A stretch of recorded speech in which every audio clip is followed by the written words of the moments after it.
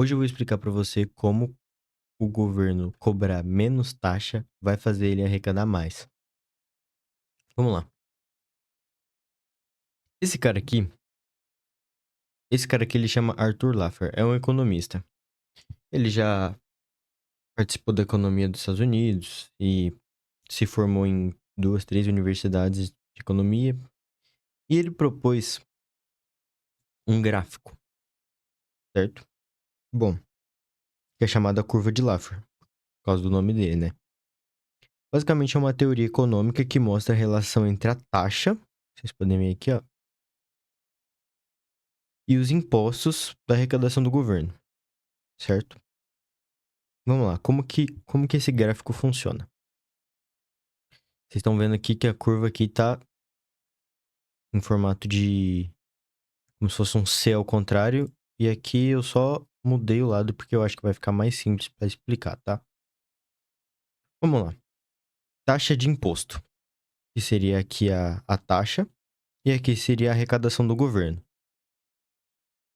Então aqui seria quanto o governo cobra e aqui quanto o governo arrecada, tá? Se você vê que tem alguns pontos nessas linhas que são os picos, e eu vou explicar para vocês. Se o governo cobrasse zero de imposto, que começa tudo aqui, você está vendo que todas as linhas começam aqui, ele não ia arrecadar nada.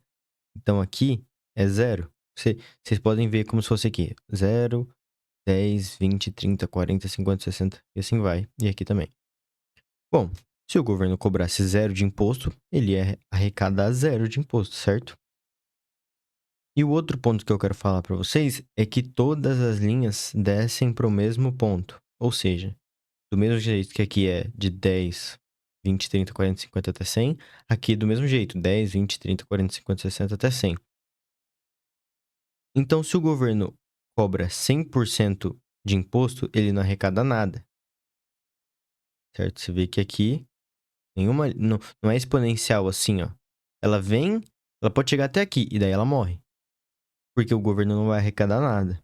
Se o governo cobrar 100% de imposto, ninguém vai querer trabalhar ou investir ou qualquer coisa. Porque todo o dinheiro vai pro governo, entendeu? Assim, a arrecadação também vai ser zero. Ou seja, o governo ele tem que achar um ponto de equilíbrio entre essas duas linhas, certo? E esses picos aqui, ó, esses pontos de equilíbrio, é o que Laffer propõe. Eu vou explicar para vocês. Vamos lá, como é que isso se encaixa na prática? As taxas baixas e moderadas, que são mais ou menos aqui, ó. Quando as taxas são baixas, aumentar a taxa de... Quando as taxas são baixas, aumentar os impostos normalmente aumenta as taxas. Então, você vê que se cada linha dessa é um gráfico, tá? A vermelha é um gráfico, o preto é um gráfico e o azul é um gráfico. Se você aumentar até aqui mais ou menos, os três vão aumentar. Você vê aqui, ó. O azul vai aumentar, o preto vai aumentar e o vermelho vai aumentar. Se você aumentar as taxas, então, gradativamente, as coisas vão... A arrecadação do governo vai aumentar, e isso é bom, entende? Pro governo, né? E quando as taxas são muito altas, aumentar ainda mais a taxa pode, na verdade, reduzir a arrecadação. Porque isso ocorre porque o incentivo das pessoas muda, elas não querem mais pagar taxa, daí elas correm para sonegar. Então, vamos ver aqui mais ou menos aonde que tá descendo, ó. Aqui mais ou menos tá descendo todos. Vocês estão vendo? Aqui. Se chegar nesse ponto aqui, ó, todos, todas as linhas começam a descer. Então, esses pontos aqui, ó, são onde cada linha não pode ultrapassar, onde o governo não pode ultrapassar de cobrar imposto, entende? Vamos lá, vamos pro exemplo prático para vocês entenderem. Vamos pensar no Brasil. Se os impostos são muito altos e os empresários podem decidir sonegar imposto ou fechar. Vamos pensar no Brasil. No Brasil, os impostos são tão altos que alguns empresários têm que decidir se eles vão sonegar imposto ou se eles vão fechar as portas. Infelizmente, é assim que acontece. E isso, no final das contas, sempre vai reduzir a arrecadação do governo. Porque o governo tá colocando uma arma na cabeça dos microempreendedores e tá falando assim: você vai pagar tudo isso de taxa. E o cara não tem opção. A opção dele é fechar o negócio. Entendeu? E isso diminui a arrecadação do governo. Porque aquela empresa podia estar gerando renda, podia estar gerando emprego, podia estar rodando a economia, entendeu? Mas vamos lá. A curva de Laffer também não é só sobre emprego, ou isso mostra também nos impostos, tá? O exemplo que eu tenho para trazer aqui para vocês é o imposto de renda também. O Brasil, as alíquotas, que é o quanto o governo arrecada, chega a ser 27,5% para pessoa física. Olha aqui tem a tabelinha, ó. Aqui tem a tabela. Então, se você ganha acima de R$ 4.000, você vai pagar 27,5% de taxa para pessoa física, certo? Se essa taxa fosse um pouco mais alta, digamos que 50%, tá?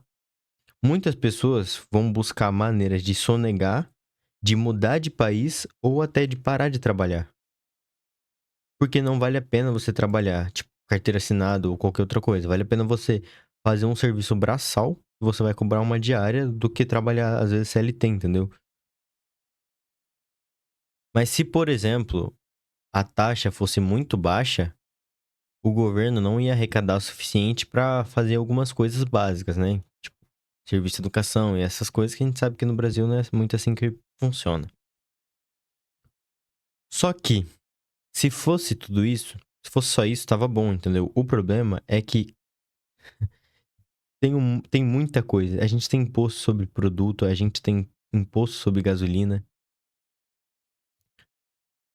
O brasileiro chega a pagar metade do imposto, chega a pagar metade do valor da gasolina só de imposto, cara. Não é como se eles tivessem. Não é só. Não é como só eles estivessem cobrando imposto no de renda ou alguma coisa assim. Não. Olha isso aqui. Vamos. Eu tenho esse site aqui pra mostrar pra vocês quanto que a gente paga de imposto em cada produto. Dá uma olhada. Em cachaça, a gente paga 81% de imposto, cara. Isso aqui é de alimento e bebida, tá? Pão francês, 16%. Pizza, 30% de imposto a gente paga em pizza, cara. Olha que bizarro. E imposto em itens de uso pessoal. Relógio. Você tá usando um relógio agora, metade do valor dele foi de imposto. Eu tô usando um relógio agora, ele custa R$ 300. R$ 150 eu paguei pro governo. Olha só que legal. Itens de transporte. Gasolina, aqui, ó. Queria chegar nesse ponto aqui pra mostrar pra vocês. Gasolina, 61% do que a gente paga em imposto. Sabe por quê? Por que que funciona assim? Porque o Brasil, o petróleo que a gente tem aqui no Brasil, o combustível não é feito aqui. A gente manda o petróleo pra fora e depois a gente compra o combustível de fora e o combustível vem com a taxa absurda, entendeu? Que é o ICMS. E daí gera a evasão fiscal. Altas taxas de ICMS vão incentivar a sonegação e contrabando de combustível. Por isso que tem muita caminhonete que é pega em fronteira, em tudo. Cara, por que que você acha que tem muita gente que é pega no Paraguai transportando um monte de coisa? Às vezes não é nem coisa legal, tá? Às vezes é tipo roupa. Pessoa transportando um monte de roupa. Mas não pode, entendeu? Você não pode fazer essas coisas. E se vocês quiserem, eu vou deixar o site aí para vocês darem uma olhada. Mas tem outras, como eu falei pra vocês, ó.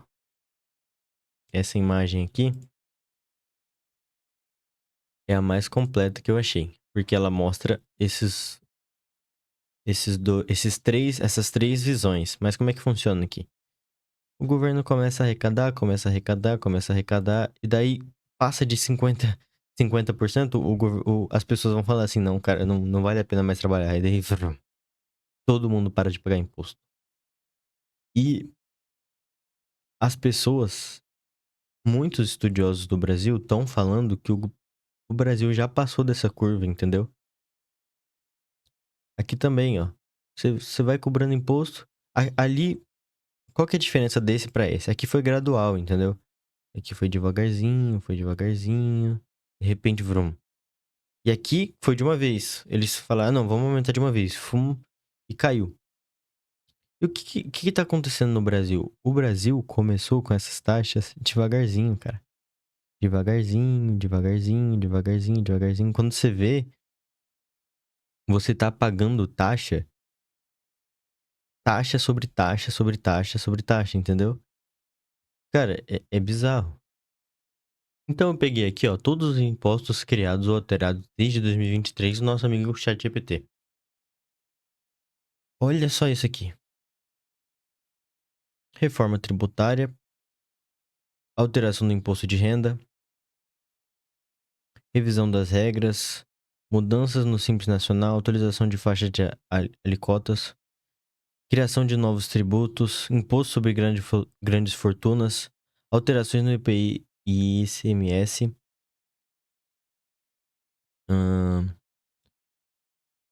taxa de juros, imposto sobre serviço. Cara, e sem contar, olha essa pesquisa aqui. Quantos meses o brasileiro trabalha para pagar impostos? Depois de te mostrar isso, depois do ChatGPT te mostrar alguns impostos que a gente paga, que legal. O brasileiro trabalha em média 150 dias para pagar impostos. 150 dias. Você tem noção de quanto que é? A gente tem 365 dias no ano. Metade do ano, praticamente, a gente trabalha para bancar um governo que viaja, um governo que gasta, um governo que aumenta a taxa. E esses dias aqui vão aumentar, tá? Esses dias vão ir de 150 para 175, de 175 para 200, até que o Brasil, meu amigo, vai colapsar. Não vai ter o que fazer. O Estado vai colapsar. E aí, como na curva aqui, ó, vai chegar um ponto que não vai ter o que fazer. Entendeu? Então a solução pro Brasil.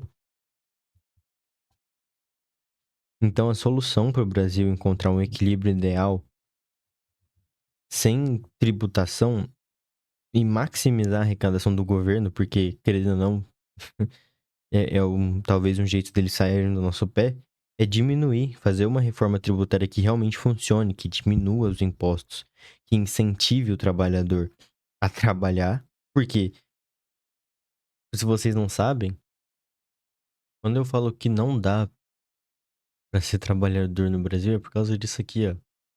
Nós temos 23 milhões de habitantes. 43 milhões são empresários, empreendedores, que isso aqui é o que gera impostos. Na real, que isso aqui é o que gera trabalho, isso aqui é o que roda a economia.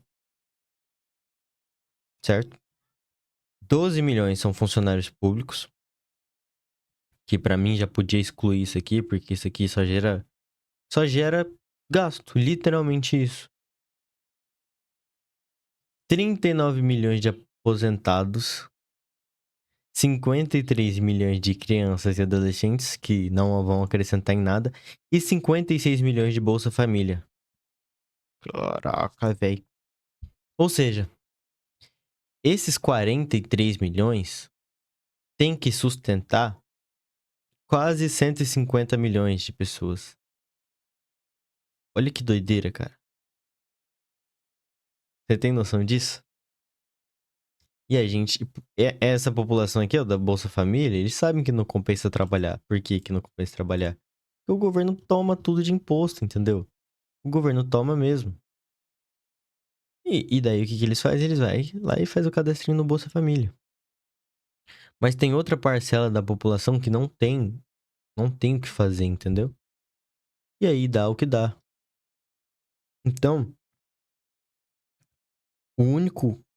a única saída pro Brasil é reduzir os impostos, cara. E daí, cortar esses gastos aqui, ó. Cortar um pouco desses gastos que não serve pra nada aqui, ó. Cortar um pouco desses gastos. Porque, querendo ou não, cara, fazer igual o Xavier Milei fez na Argentina, entendeu? Porque o quê? A Argentina, antes a gente zoava a Argentina. Ah, não sei o que, vai ficar igual a Argentina. Mas agora a gente tá pior que a Argentina.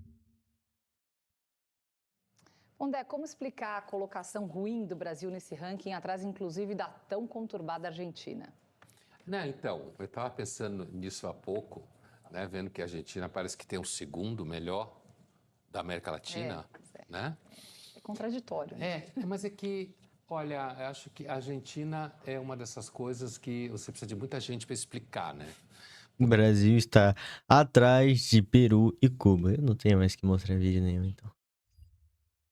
Bom, é isso o vídeo, galera. Vocês têm alguma coisa pra acrescentar, coloca aí nos comentários. Eu não sou o dono da verdade, tá? Eu erro muita coisa. Talvez eu tenha errado em algumas coisas aí. Lembrando que o meu conteúdo é baseado nos 2 livros dos 2 PDFs que estão aí grátis abaixo. Vocês podem ler. Um é do Renato Amoedo sobre Bitcoin e o outro é sobre as 6 lições de Ludwig von Mises. Que se você ler um pouquinho, você vai entender sobre isso também, certo?